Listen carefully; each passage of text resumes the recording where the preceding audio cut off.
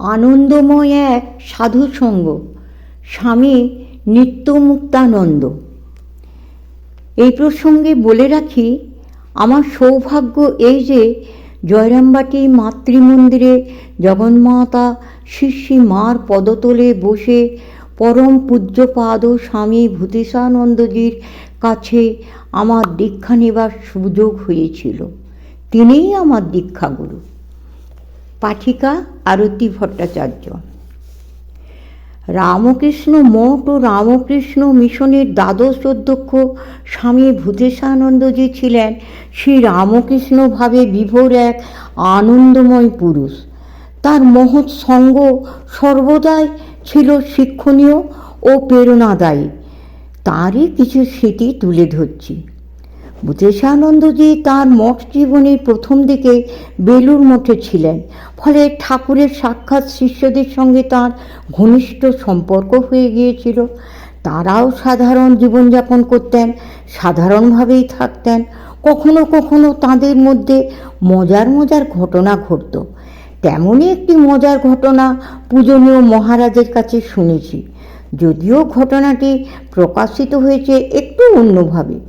মহারাজ আমাদের বলেছিলেন, একবার স্বামী অখণ্ডানন্দজি ও স্বামী বিজ্ঞানানন্দজির মধ্যে কম্পিটিশন হচ্ছে কার কতগুলি কলম আছে। দুজনেই নিজের নিজের কলম নিয়ে গুনতে বসেছেন। শেষে দেখা গেল অখণ্ডানন্দজির থেকে বিজ্ঞান মহারাজের কলম বেশি। অখণ্ডানন্দজি বিজ্ঞান মহারাজকে বললেন, তোমার কাছে হেরে গেলাম। উত্তরে বিজ্ঞান মহারাজ বললেন, আপনি তো হারেননি, আপনি তো কলম অন্যকে দিয়ে দেন। অর্থাৎ বিজ্ঞান মহারাজ কাউকে দেন না।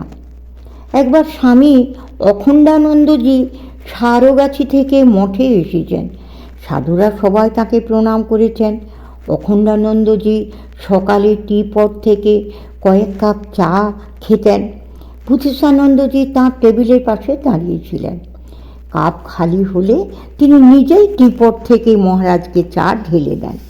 তা দেখে অখণ্ডানন্দজি তাকে জিজ্ঞেস করলেন, মতলবটা কি? উত্তরে তিনি বললেন, নিঃস্বার্থ সেবা। ঠাকুরের পার্শ্বদের সঙ্গে তার কত নিকট সম্পর্ক ছিল এতেই বোঝা যায়। ভূতেশানন্দজির দ্বিতীয়বার তপস্যায় যাওয়ার প্রার্থনা স্বামী অখণ্ডানন্দজি মহারাজকে জানানো হলে তিনি বলেন, আমি রিলিফের জন্য লোক পাচ্ছি না, আর তিনি তপস্যায় যাবেন?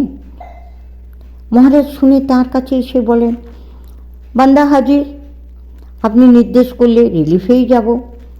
অখণ্ডানন্দজি খানিকক্ষণ চুপ থেকে বললেন, না, তুমি তপস্যাতেই যাও, রিলিফের কাজ হয়ে যাবে। সেবার মহারাজ 1 বছরের জন্য উত্তরকাশীতে তপস্যায় যান। তিনি সে সময় লক্ষেশ্বর শিব মন্দিরে সারা রাত জপ ধ্যান করে কাটাতেন। সকালে কাছেই কুঠিয়ার ফিরে আসতেন।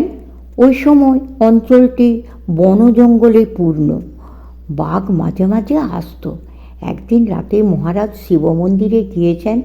সারা রাত জপ ধ্যানে কাটিয়ে সকালে কুঠিয়ায় ফিরে আসবেন।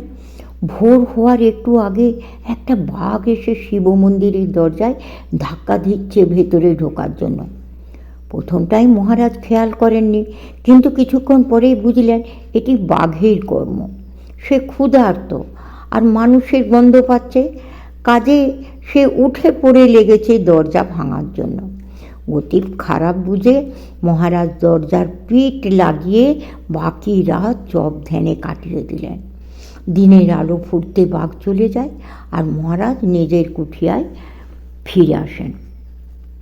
পূজ্যপাদ মহারাজ সাধারণত দ্য স্টেটসম্যান কাগজ পড়তেন। যখন তিনি সহাধ্যক্ষ রূপে কাঁকুড়গাছিতে আছেন, তখন একবার ওই কাগজে খবর বেরোয় একটি ব্ল্যাক প্যান্থার সুন্দরবনে ধরা পড়েছে এবং সেটিকে আলিপুর চিড়িয়াখানায় রাখা হয়েছে। মহারাজ খবরটি পড়ে বললেন, দেখো, পান্থারটিকে দেখতে হবে। সদ্য খাঁচায় রেখেছে তো, এর ভিতর এখন সম্পূর্ণ ওয়েলনেস রয়েছে। সে জঙ্গলে স্বাধীন ছিল, এখন বন্দিদশা ওর একেবারেই সহ্য হবে না। খাঁচা ভেঙে বেরিয়ে আসতে আপ্রাণ চেষ্টা করবে। এই অবস্থায় তাকে দেখতে হবে। আমাকে দেখাতে পারো? অনেক চেষ্টা করে চিড়িয়াখানার একজন উচ্চপদস্থ অফিসারের সন্ধান পাওয়া গেল।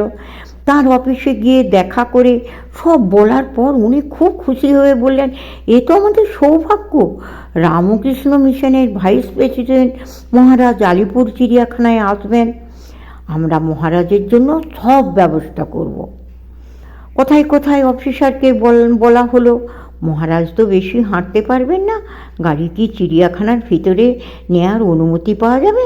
তিনি তৎক্ষণাৎ বললেন, অবশ্যই, মহারাজ গাড়ি করেই ঘুরবেন, আমাদের লোক থাকবে, সব ব্যবস্থা হবে, আমি নিজেও মহারাজের সঙ্গে থাকব। তখন দিনক্ষণ ঠিক হয়ে গেল। আমরা কয়েকজন পূজনীয় মহারাজকে নিয়ে চিড়িয়াখানায় গেলাম। আগে থেকে সব ব্যবস্থা করা ছিল, কাজে দেরি হলো না। অফিসার নিজেই মহারাজকে সব বলেছিলেন কোথায় কী কী প্রাণী আছে, কিন্তু তিনি সবার আগে ব্ল্যাক প্যান্থার দেখতে চাইছেন। শেষে তার গাড়ি ব্ল্যাক প্যান্থারের খাঁচার সামনে আসতেই তিনি ঝটপট গাড়ি থেকে নেমে যেতে চাইলেন, যেন এতটুকু দেরি আর সহ্য হচ্ছেন না। তিনি ব্ল্যাক প্যান্থার দেখলেন খুব মন দিয়ে। সত্যিই দেখলাম তার বন্দিদশা যেন সহ্য হচ্ছে না, খাঁচার গারদ ভেঙেই বের হতে চাইছে। চোখের তীব্র দৃষ্টি এবং অস্বস্তিতে ছটফট করে পদবিক্ষেপ দেখলেই মনে হয় এখনই যেভাবে হোক মুক্ত হতে হবে। তারপর সাদা বাঘের খাঁচার কাছে মহারাজকে নিয়ে যাওয়া হলো। তখন সাদা বাঘের বাচ্চা হয়েছে, বাচ্চাগুলিকে মা আগলে রাখছে যাতে কেউ অনিষ্ট করতে না পারে। এরপর মহারাজের আর অন্য কিছু দেখার আগ্রহ হলো না। ফেরার পথে মহারাজ বললেন, মুক্তির জন্য এরকম ছটফট করতে হবে। ঠাকুর যেমন গুরু শিষ্যের গল্পে বলেছিলেন, শিষ্যকে জলে চুবিয়ে জিজ্ঞাসা করছেন, তোমার কেমন মনে হচ্ছিল?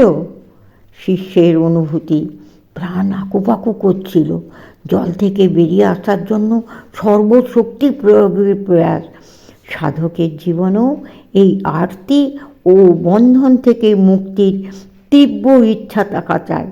মহারাজ যেন নিজের মনের অভিব্যক্তি প্রকাশ করছিলেন। নিজের মন যা চাইছে তাকে আরও উৎসাহিত করার জন্য তিনি প্যান্থারের বন্দি দশা দেখতে আগ্রহী হয়েছিলেন। যোগোদ্যানে থাকার সময় কালী পূজার কিছুদিন আগে একজন নেতা এসে মহারাজকে বলেন, ওদের কালী পূজায় মহারাজকে যেতে হবে এবং মা কালীর আবরণ উন্মোচন করতে হবে। মহারাজ শুনে বললেন, আবরণ উন্মোচন? আরে, তিনি তো দিগ্বসনা, তাঁর আবার আবরণ উন্মোচন করব কি করে? ভদ্রলোক মহারাজের কথার মর্মার্থ বুঝতে না পেরে বললেন, এত জায়গায় হচ্ছে, এতজন করছে, আর আপনি পারবেন না? মহারাজ বললেন, না হে বাপু, এ কাজ আমার দ্বারা হবে না, এটি করার যোগ্যতা আমার নেই। ভদ্রলোক হতাশ এবং বিরক্ত হয়ে চলে গেলেন। তিনি মহারাজের কথা বুঝতেই পারেননি। ক্রমশ